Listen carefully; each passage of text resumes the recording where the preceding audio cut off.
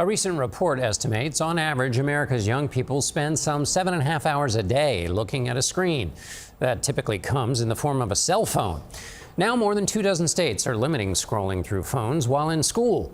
For the first time, a comprehensive study looked at the impact of these changes.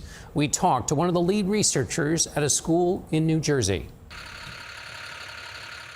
The halls of Schuyler Colfax Middle School are lined with posters telling students to shoot for their dreams and love the life they live.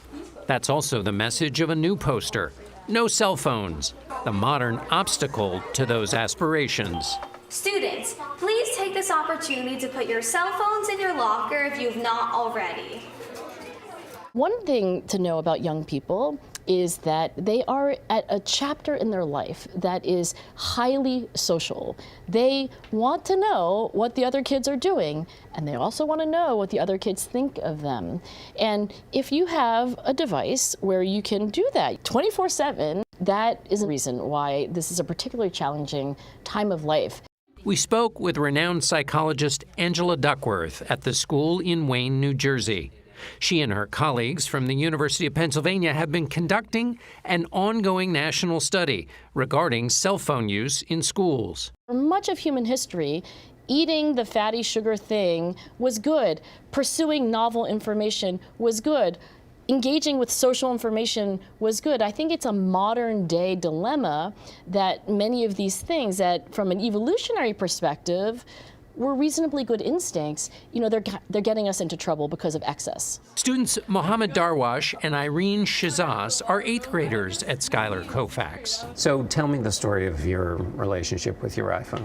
I'm not proud of it, really. Do you feel that pull of the smartphone? Oh yeah, and I feel that social media actually causes drama where you see somebody doing this when you told them that you were doing that, because location on like the Snapchat and whatever else, it's just so dehumanizing. Mm-hmm. The effect of smartphones, says Heather Weinstein, the middle school principal at Schuyler Colfax, can be seen across a range of student behavior. A lack of social interaction, distractibility, lack of attention to focus and detail. They just weren't really communicating with each other. I think a lot of the social media platforms that they engage in, it causes them nervousness and anxiety. The key to helping students, according to the data, says Duckworth, is creating a physical barrier. Schools can help young people manage this impulse to check their phone simply by creating physical distance between the student and the phone itself. And that's not willpower. That is situation modification.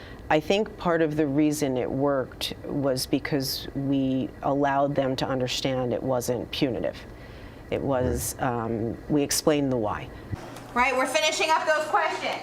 Support for cell phone bans has increased nationwide, and more than 30 states now have phone restricting policies.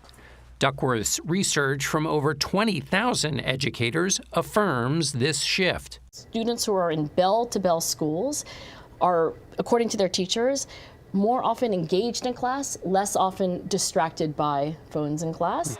At Schuyler Colfax, library use has nearly doubled, from 300 books checked out to 600 since the locker policy started. The students feel it too.